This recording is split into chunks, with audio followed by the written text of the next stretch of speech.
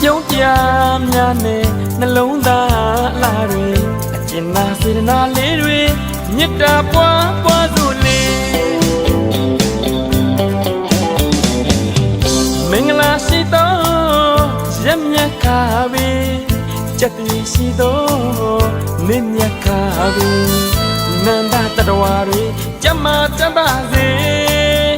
ခொနည်းသားသမီးများတွေ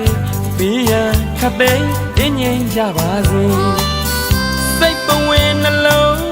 ရွှင်ပြုံးအေးချမ်းကြပါစေ